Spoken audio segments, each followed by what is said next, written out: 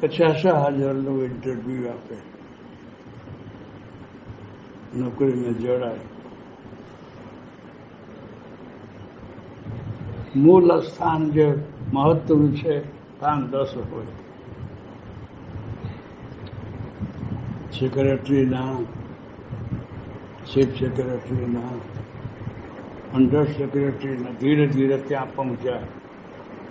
ધીરે ધીરે કોલેજમાં જાઓ તો ધીરે ધીરે હેડ બનો, પછી પ્રિન્સિપલ બનો, પછી આગળ જાઓ તો પાછું ચાન્સલર બનો. આ ધીરે ધીરે પથારી થાય. બધા કોશિશ કરે પહોંચે, કોઈએ બધા ન પહોંચે. એટલે પાછળના સિરિયલ રેકોર્ડ જોવે ભગવાનને દરબારમાં હો તો. આજકાલ તો લાખ ભાગ લાગે, સિફારિશ લાગે. આ થોડાક યોગ્યતા પર જોઈએ, બધું હોય. એટલે ધીરે ધીરે ધીરે ધીરે ત્યાં પહોંચાડે.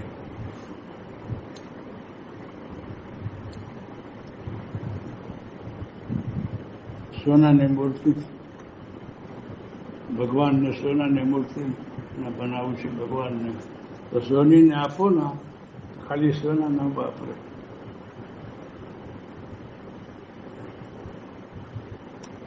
ચાંદીને બનાવવાનું, ખાલી ચાંદી ન વાપરે. એ મેં ઓલો રાંગ આખું બોલે કલઈ કરવાના, કોપર છે ઈ અને તાંબા બે વાપરે. એનાથી મૂર્તિ બનાવે. આમ કે પ્યોર ચાંદીના કેમ ન બને? એ બહુ તો નાજુક હોય. મજબૂતાઈ માટે એડ કરવું પડે. મજબૂતાઈ ન રહે, નમી જાય. ચાંદી બહુ નમન વસ્તુ છે, એટલે એમાં નાખવું પડે. એટલે ખાલી પ્યોર ચાંદી ન હોય. સોના પણ બનાવે ને તો તાંબા નાખે. પ્યોર સોનાને ન બનાવી દે, થોડા કાઢી લે ને, ફાયદા થાય. સોનું પ્યોર ન કરે. હવે એ બધી સોનાઓને ભેગા કરવું હોય ને તો મૂસમાં નાખવું પડે. બીજા ધાતુઓને કાઢે, બાળી નાખે, ત્રીજામાં નાખે, બીજું ત્રીજું નાખે, પછી વગાડી દે. ખાલી સોના રહે. જેટલા ધાતુઓ છે ને ઓગરે, તાંબામાં ભરે. આ પદ્ધતિ સોનીને આવડે. અને પ્યોર સોના હોય એ સરકારમાં જાય, એને ઉપર મોહર મારે, પ્યોર ગોલ્ડ ગિલ્ડની. પછી એને ભાવ હોય. દરેક દેશોમાં સોનાને ભાવ હોય. પ્યોર હોય તો મોહર લાગેલો હોવો જોઈએ, પછી વેચાય. એટલે સોની જે છે ને એ ઓગારે તો બધા ધાતુઓ ભરી જાય, ખાલી સોના રહે. એને ભાવ આવે અને એ સરકારને ઉમાં પહોંચે. એક રેટમાં જેટલો ધાતુઓ છે સોનાને અંદર જાય. એ રીતે માણસ જે છે, જે કર્મ કરે અને અગર સાધના કરે, इधर आ जाओ तो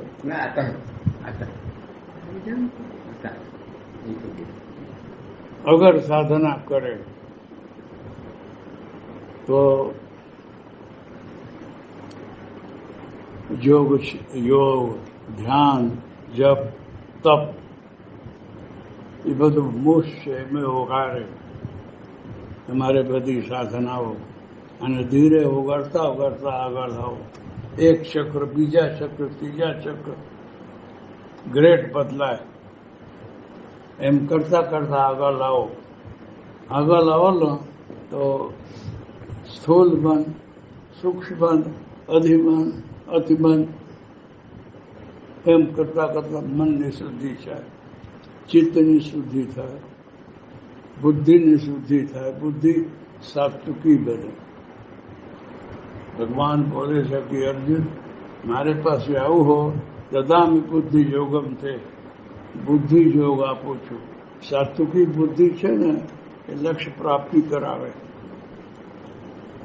એટલે હું એ જ આપું છું. તો ઈશ્વર કૃપા કરે, કોઈ મહાન પુરુષ કૃપા કરે તો સદબુદ્ધિ પહેલા આપે, એનાથી બધું થઈ જાય. એટલે જપ તપ સાધનાથી પાછળના કર્મો બધા ભરે, ચક્રોની શુદ્ધિ થાય, બીજા ધાતુઓ ભરે અને નાશ થાય, પછી આવીને શુદ્ધ આત્મા રહે. આજ્ઞા ચક્રથી ઉપર આજ્ઞા ચક્ર સુધી કોઈ કોઈ આવે. ગુરુ કૃપા હોય એ આજ્ઞા ચક્ર આવે. આજ્ઞા ચક્ર જવાતું નથી. માંડ વિશુદ્ધિ ચક્ર में લોકો આવે, અનાહત સુધી આવે. વિશુદ્ધિ ચક્ર में ભજન કરતા કરતા શુદ્ધ મન હોય, વિશુદ્ધ બને, વિશુદ્ધિ ચક્રમાં આવે અને ત્યાંથી ઈશ્વરની કૃપા હોય આજ્ઞા ચક્ર. આજ્ઞા ચક્ર બાજુમાં ભ્રમર ગુફા શિવ ચક્ર, કુંડલીને મુલાકાત થાય અને એને ઉપર ચઢો ના તો ત્રિકુટી, દુદલ ચક્ર, ત્રિકુટી, હિરણ્યગર્ભ, મહામાયા, સહસ્રાર में आवाय. हाँ तो परम पद मुक्ति. આ ચક્રો में આવો ને તો ઇન્દ્ર સુધી બની જાઓ, દેવતા બની જાઓ તો પણ બહુ સારું નહીં. કદાચ ઇન્દ્ર સત્સંગ સાંભળતા હોય તો મહારાજને નમન છે, પણ એનો પદ પર બહુ સરાહનીય નહીં. માનુષને પદ ઉત્તમ કહેવાય. નર તન સમ નહું કૌનવ દેહી, અજીવ ચરાચર જાચત જેહી. બધા માનસ શરીરની જાચના કરે છે. યા પ્રાપ્ત કરીને પરમ પદ પાઉં.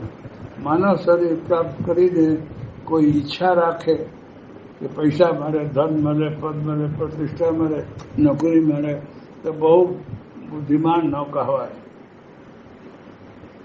લઘુ માયામાં ફરે છે. એનો ત્યાગ કરે ને આ ઈશ્વરમાં તત્પર રહે તો ધીરે ધીરે ચક્રો ભેદન કરતા કરતા અહીંયા આવે. સદગુરુ મળે, રિદ્ધિઓ સિદ્ધિઓ આવે, પૈસા, પ્રતિષ્ઠા ને મોહ આવે. એ બધાનો ત્યાગ કરો ને પાછા આગળ જવાય. એટલે પુરાણોમાં, શાસ્ત્રોમાં, ઉપનિષદોમાં, રામાયણમાં લખે છે. તો સરળ ભાષા ગોસ્વામીજી લખ્યા છે.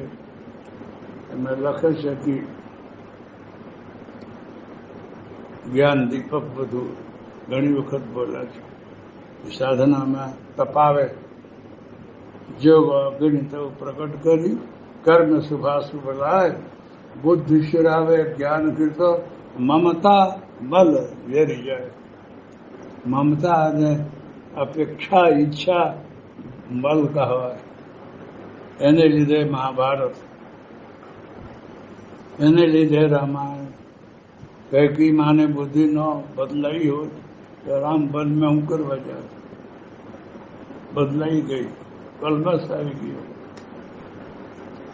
એ રીતે મખન બને. फिर 3 अवस्था, 3 गुण, जागृत, स्वप्न, सुषुप्ति और सत्य रस तब. એ ત્રણથી ઉપર ઉઠવું પડે. ત્રણે ભરે. સાત્વિકી બુદ્ધિ આવે પછી સાધકની અવસ્થા ઊંચી આવે. સોહમસ્મિત વૃત્ય ખંડા દીપ શિખાસુ પરમ પ્રચંડ. દીપક ભરે અને પ્રકાશ થાય, બધી ગ્રંથિઓ ખુલી જાય, ખોલવા મળે. છોડત ગ્રંથ જાણે ખગરાયા, આ બુદ્ધિ અનેક કરે તબ માયા. વિઘ્ન અનેક કરે તબ માયા. ત્યાં પણ માયા આવે, વિઘ્ન પેદા કરે. ઋષિઓ મહર્ષિઓને પણ તકલીફ પડી છે. વિશ્વામિત્ર, નારદજી, ઘણા ઋષિઓને પણ તકલીફ પડી છે. માયાને પાર કરવું. અહમાયા, આને આસક્તિ આવી તો વે એટલે બહુ કઠિન છે, બહુ કઠિન છે. तो इस भगवान जी તમને वही अवस्था में લઈ જવા માંગે તો પાછળનું બધું ધાતુઓને ભારે. તમારી જ્યાં જ્યાં આસક્તિઓ હોય, એક જન્મને નહીં, કેટલા જન્મોની ઈચ્છાઓને કાપવું. 3 જન્મ તો ખાસ લેવાય. એ 3 જન્મ પછી જ્યાં જ્યાં જેને રિલેશન હોય એ રિલેશનને પણ કટ કરે, એનો નાશ કરે અને બધું આસક્તિઓ મમતાઓને હટાવીને આગળ લઈ જાય, કશું નહીં રહેવા દે.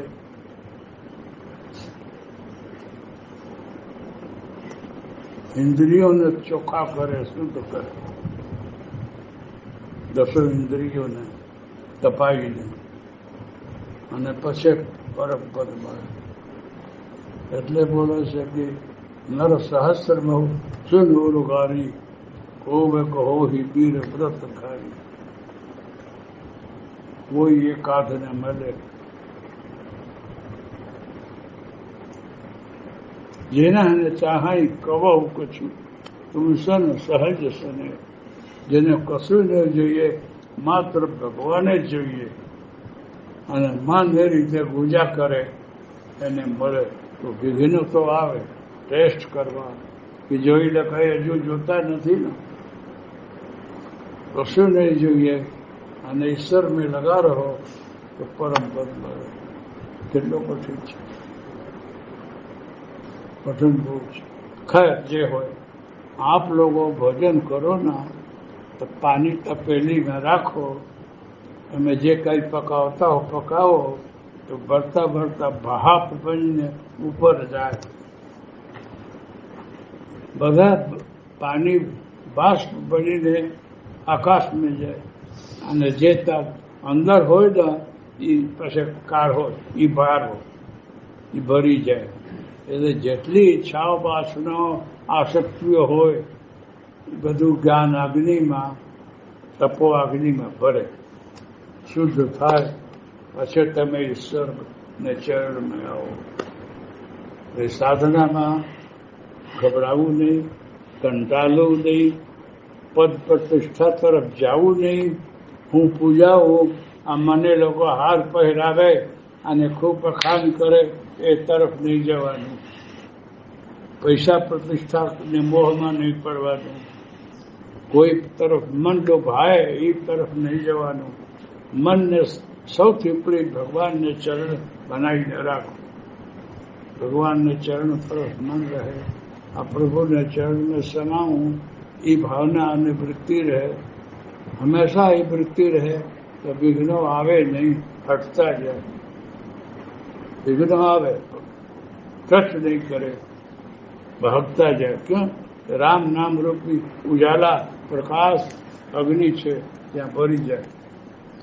એટલે સતત પ્રભુના સ્મરણ, એને હૃદયમાં એનું ધ્યાન, ચિંતન, એને ઈશ્વર મળે. બહુ કઠિન છે, બહુ કઠિન છે. છતાં લાગ્યા રહો તો તમને લોકો ભિખારી બોલશે, ગાંડા બોલશે, અને પાછું કશું છે નહીં એવું બોલશે. જેમ તેમ ભટકે છે, ફરે છે, એમ જ બોલશે, પણ એમે તમારું કલ્યાણ. નહીં તો આજકાલ મહાત્માઓ પર આશ્રમ બનાવેલું, આ બનાવેલું, આ બનાવેલું, એમ કરાવો. મેં ભગવાનને પૂછ્યો કે મને ક્યાં લાગે લઈએ તારા? બોલે તારી ઈચ્છા જે છે ને, પહેલે થોડો પૈસા તરફ હતી, પૈસા આપ્યો. પછી તારી ઈચ્છા હતી કે ભોજનાને ચલાવું ને કંઈ દવાખાના કરી દઉં, લોકોને બરબાદ થાય. ભોજન કરતા કરતા એવું તને વિચાર આવેલો, એ કરાવી દીધો. હવે આશ્રમને તારી ઈચ્છા નહીં, પણ હવે કઈ કઈ જે પાછળનું જોડાણ છે ને એને લીધે અહીંયા બેહારા છે. પણ તારું ધ્યાન તો રાખવું છે કે હલી ન જાય. એટલે મને પણ બહુ સાવધાની રાખવું પડે. કોઈ જગ્યા મન નથી જતું ને, વાહ બાપુ તરફ નથી જતો ને, પૈસા પ્રતિષ્ઠા તરફ નથી જતો ને, એ બધું ધ્યાન રાખાવે છે, ટેસ્ટ કરે છે. આવો બાપુ આપ તમને આ પદવી આપી દઈએ, આ જગ્યા આપી દઈએ, આમ કરી દઈએ તો આ જોયું છે. મારે કશું જોતા નથી, ભગવાન સિવાય કશું જોઈએ નહીં. અને ઈશ્વરને પ્રાર્થના કરું છું તમારે ચરણમાં 24 કલાક મન લગાડે. થોડી આસક્તિઓ પરિવાર છે, લાલા છે, મૈયા છે, ઉભા છે, સહજ છે, પણ ફરી 1 મિનિટમાં બોલે છે, એની રક્ષા કંઈ કરે છે. એ આપણે હાથમાં નથી કે એને હું બધું કરી દઉં.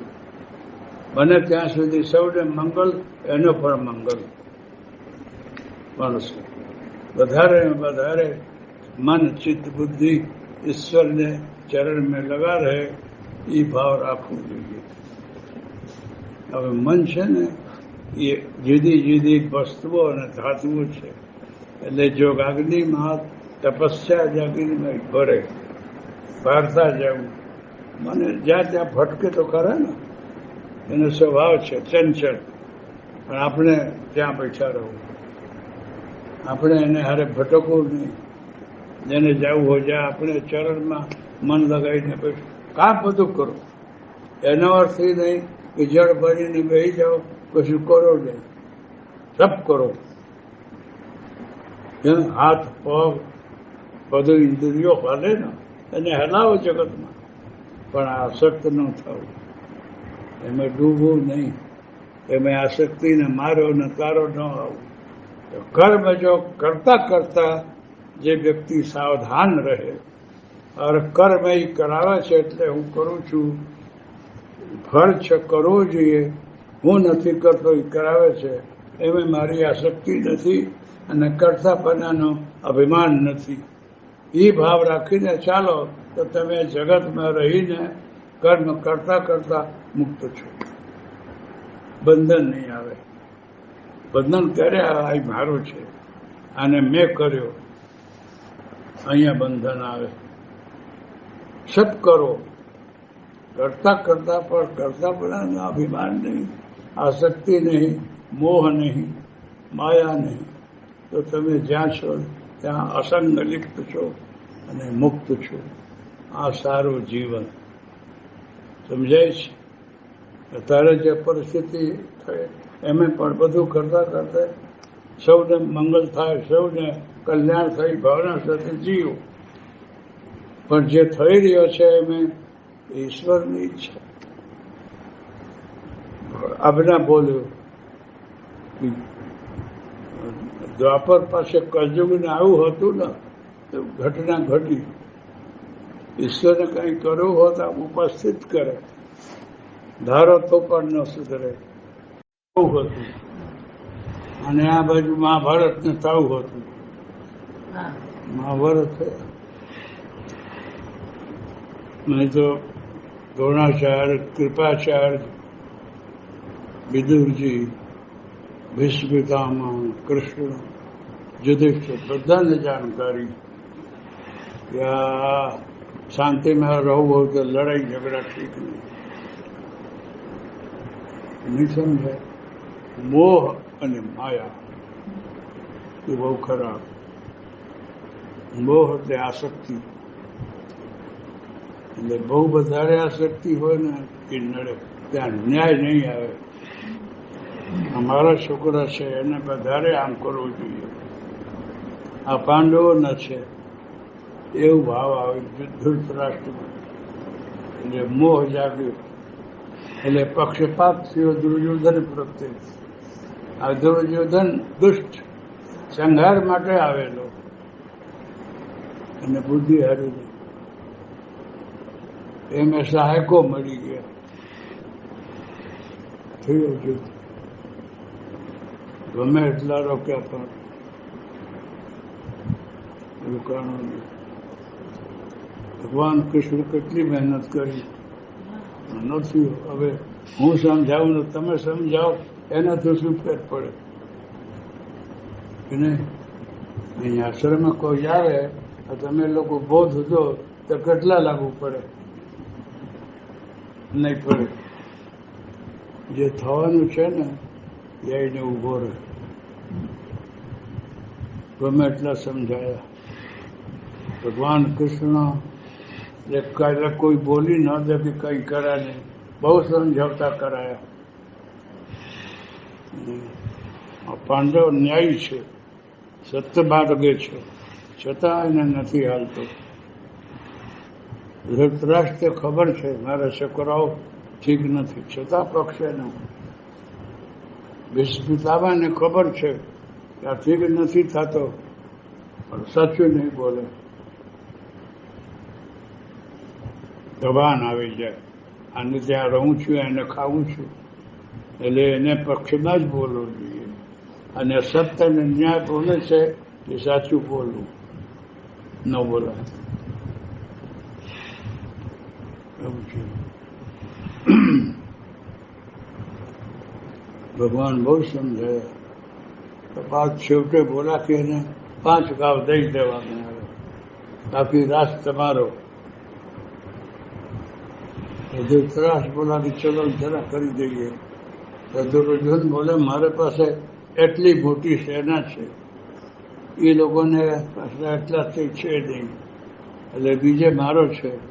બોલે કે નહીં, રાજ મારો રહેશે. એ લોકો મારે રાજમાં રહે, રાજ નહીં મિલે. ના બોલતી સુચાક્રમ નૈવેદાસ્યામી, એક સુઈને નોક એટલા પણ નહીં આપું. સુચાગ્રમ નૈવેદાસ્યામી વિના યુદ્ધે ન કેશવ. હે કૃષ્ણ, યુદ્ધ વગર હું નહીં આપું. એમને રહું હોતો રહે, જે રીતે દુનિયા રહે છે નોકર ચાકર. આમ દુર્યોધન બોલે છે.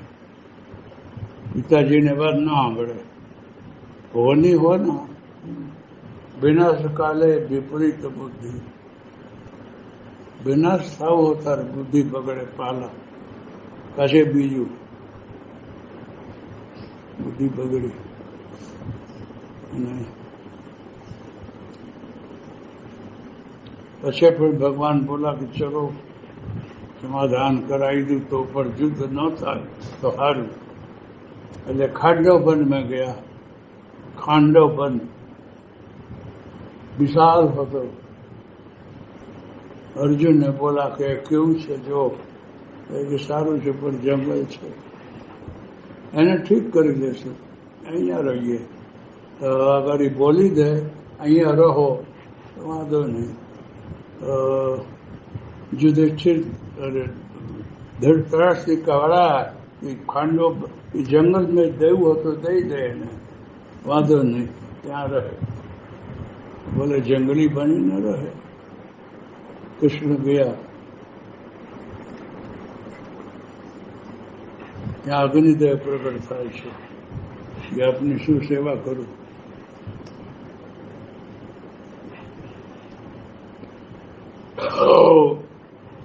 બોલે કે ઘણા લોકો બહુ યજ્ઞ હોમ જપ તપ કરે છે, તો મને આદેશ આપો તો થોડાક ભક્ષર કરી લો કઈ.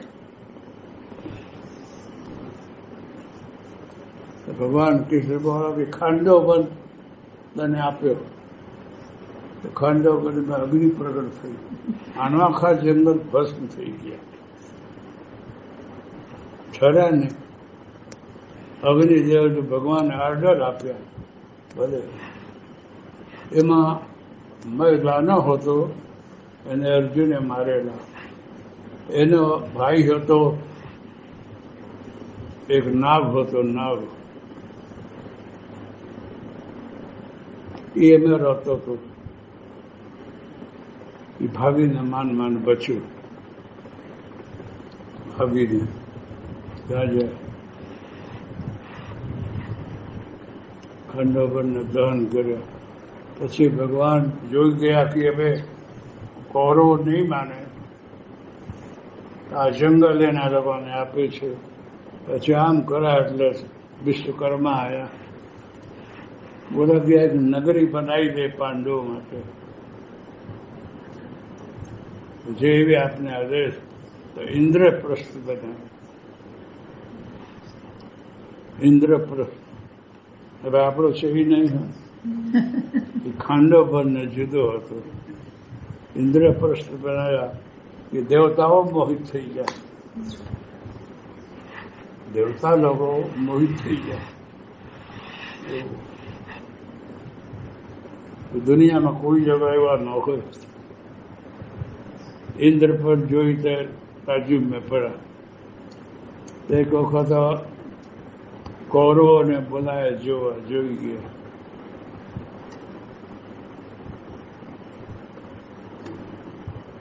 તો દ્રૌપદી હસી ગઈ.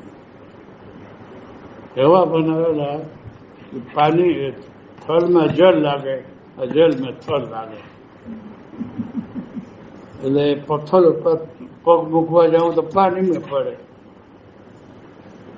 અને પાણીમાં મુકાય ને પાણીમાં મૂકે તો પથ્થરો. એટલે ભ્રમ થઈ ગયો કૌરવોને કે આ શું બન્યા છે.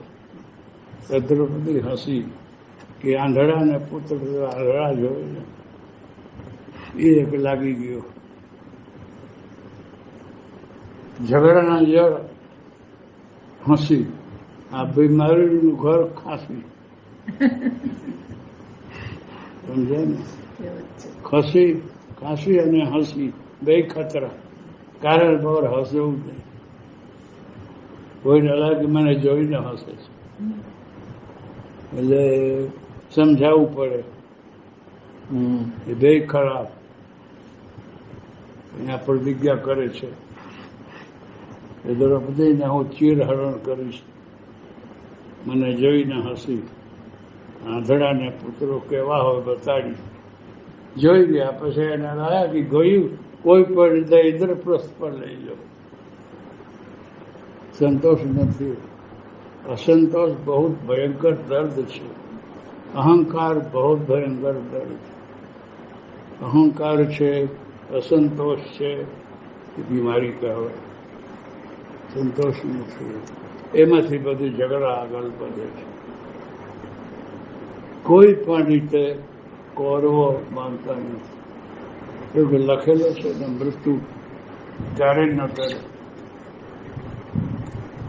આયા તારેને જે યુગ છે એની વાત કરું છું. ગમે એટલા કરો, સાવધાની રાખો. જે આપત્તિ આવવાની છે થવાની છે ત્યારે નહીં.